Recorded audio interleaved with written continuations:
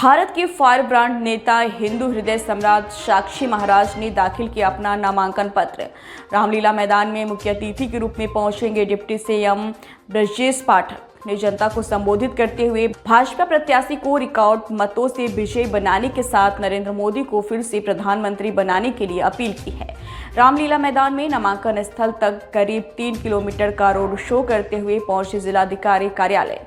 Road show के दौरान कई जगहों पर भाजपा प्रत्याशी का पुष्प वर्षा करते हुए उनका स्वागत किया।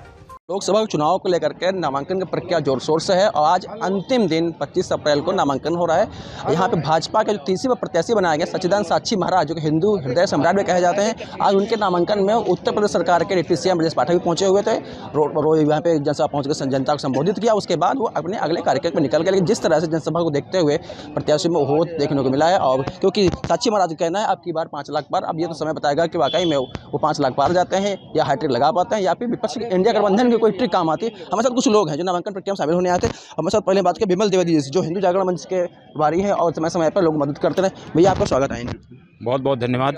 आज नामांकन हो रहा है, कैसा लग रहा है आपको? देखिए, जिस तरह कार्यकर्ताओं में उत्साह है, तो जिस तरह से मोदी जी ने नारा दिया है 400 पार और उन्नाव की जनता ने नारा दिया है 5 लाख पार, तो पूज्य साक्षी महाराज जी भारी बहुमत से 5 लाख से अधिक, मैं तो ये कह रहा हूँ कि 5 से 7 लाख की बढ़त लेकर साक्षी महाराज जीतने वाले हैं। और जिस तरह से आज जनता का उत्साह और जुलूस में देखने को मिला है, ये बहुत ही सब कार्यकर्ता बधाई के पात्र हैं। और ये जोश पूरे देश में दिख रहा है और पूर्ण बहुमत की सरकार आने वाली है। और जो मोदी जी ने जो नारा दिया है 400 पार, वो पूर्ण होने वाला है। इंडिया गठबंधन जो प्रत्याशी हैं टंडन 2009 में सांसद भी रही हैं, 2 बार चुनाव हारी भी हैं, इस बार इंडिया गठबंधन में, उनकी तरफ से कहा जा रहा है कि बाबा इस बार नदिया के पार जाने वाले हैं। नहीं, कहीं नहीं है। वो बम्बई में जाकर व्यापार करेंगी और वहीं से वो आती रही हैं, लगातार पूर्व में भी सांसद रही हैं। किसी भी प्रकार का कोई भी कार्य उनके द्वारा नहीं किया गया। जिस तरह से जनता उनके दरबार पर जब पहुंचती थी तो वो कहती थी मैं संसद के कार्य करने के लिए हूं, यहाँ नाली नापदान बनवाने नहीं आई हूं।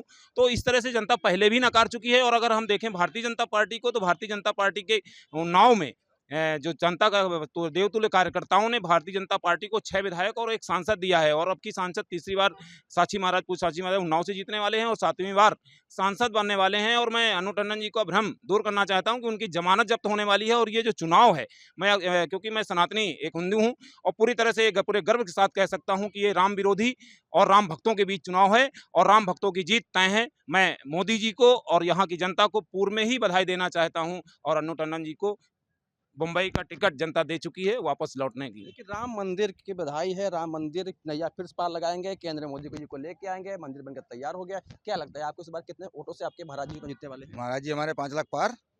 5 लाख पार जी। केंद्र में 400 पार। केंद्र में 400 पार। तो समय बताएगा 5 लाख पार है कि 400 पार है। क्या लगता है आपका राय क्या है इसमें?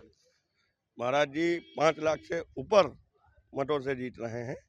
अब ये आज देखने को मिला है, यहाँ जनता ने विश्वास जताया है। तीसरी बार महाराज जी यहाँ के सांसद बनने जा रहे हैं। तीसरी बार बाबा सांसद बनने जा रहे हैं उन्नाव की जनपद में, क्योंकि बाबा अपनी हैट्रिक लगाने के लिए जनता के बीच में उतर चुके हैं।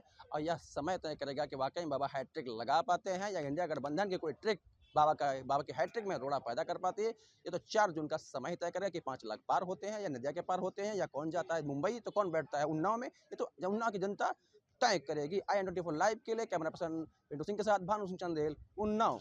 कांग्रेस ने जब से देश आज़ाद हुआ तब से तुष्टीकरण की राजनीति की। इसमें तुष्टीकरण की दुर्गंधी आती है कि पैसा किसी की कमाई आप किसी को दे देंगे, तो ये जैसे डाका डालते रहे हैं गरीबों की संपत्ति पर, देश की संपत्ति पर। कांग्रेस के फिर वही इरादे हैं, अगर उनकी सरकार आई तो फिर ये जनता की संपत्ति पर डाका डालेंगे। इसलिए समय रहते पितृदा ने ये बात उजागर कर दी है, तो जनता और जागृत हो गई है, मोदी के साथ खड़ी है। महाराज एक सवाल और, सनातन पे लगातार विपक्ष के नेता हमलावर रहते हैं। राहुल गांधी हो, प्रियंका गांधी हो या अखिलेश यादव, अभी तक राम मंदिर से दूरी है।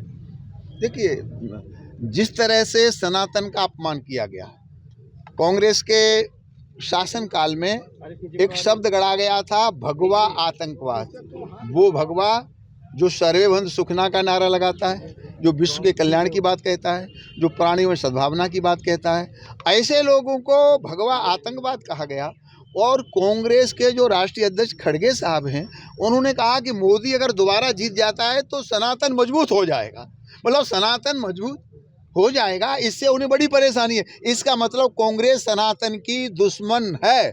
ये संदेशा सारे देश में चला गया तो सनातन को मानने वाले जागृत हो गए। स्टालिन का बेटा कहता है कि जो हिंदू है ये तो मलेरिया है, ये तो डेंगू है, इसे तो खत्म करो। तो इस तरह से लोग गंदी मानसिकता वाले हैं, सनातन के हिंदू के विरोधी हैं। और ये इंडी गठबंधन उन लोगों का है जिन्होंने राम भक्तों के लहू से सरयू का पानी लाल लाल किया था, राम भक्तों की छाती को गोलियों से छलनी किया था। तो अब ये देश की जनता को नहीं छल सकते, देश की जनता जाग चुकी है। और आपने उन्नाव की सड़कों पर जनसैलाब को देखा था, वो जनसैलाब क्या कह रहा है इसका आप अनुमान लगा सकते हैं।